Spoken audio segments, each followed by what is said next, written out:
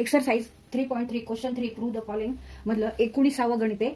19th example sin x into tan x upon 2 plus 2 cos x equal to 2 upon 1 plus tan square x upon 2. आता इथे आपल्याला prove करायचं आहे LHS side equal to RHS side. LHS side आपण solve करू.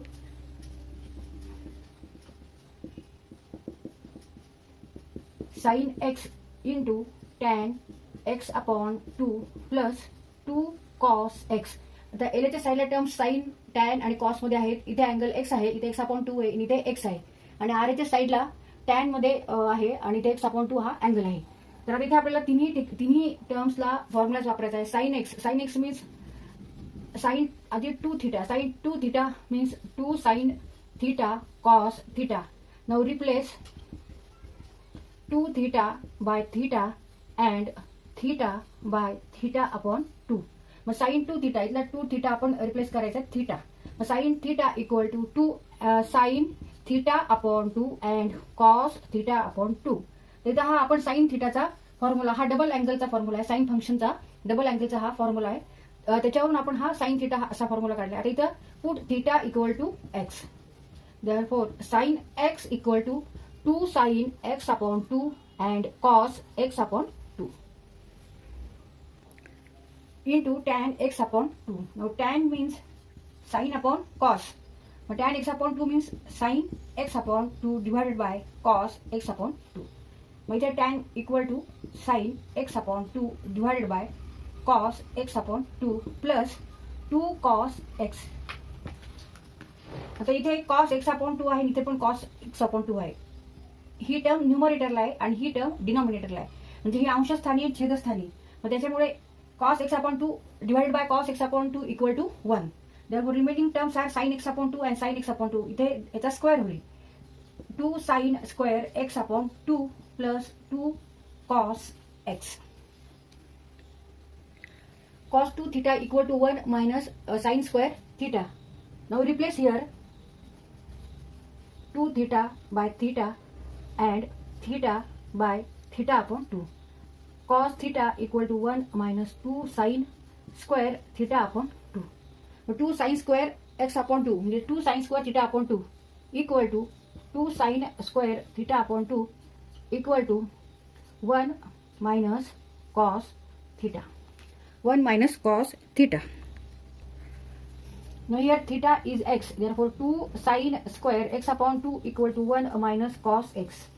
मग आता इथे 2 sine square x upon 2 equal to आपण काय घ्यायचं 1 minus cos x. 1 minus cos x plus 2 cos x.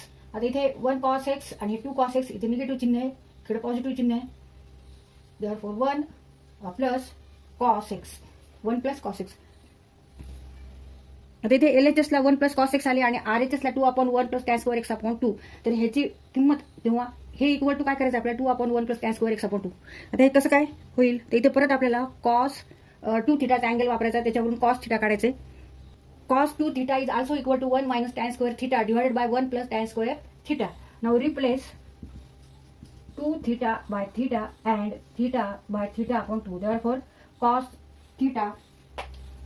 cos theta equal to 1 minus tan square theta upon 2 divided by 1 plus tan square theta upon 2.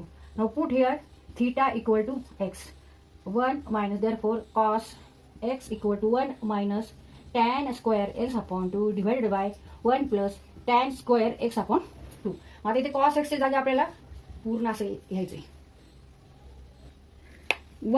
1 plus cos x means 1 minus tan square x upon 2 divided by 1 plus tan square x upon 2. आता इथे काय करायची addition 1 plus आहे म्हणजे अपूर्णांकाची जशी addition करतो आपण तशी ऍडिशन करायची.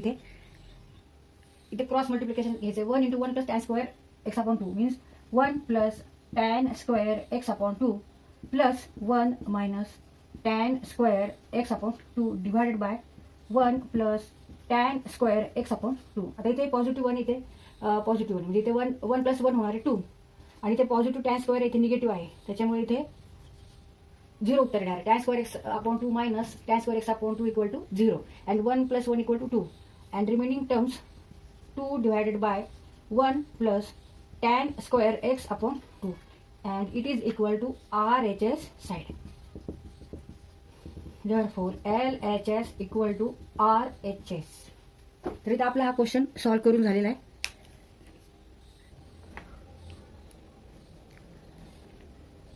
तर हा क्वेश्चन सॉल्व्ह करताना आपण कोणकोणते फॉर्म्युले वापरले. Sine x equal to sine x upon two cos x upon to.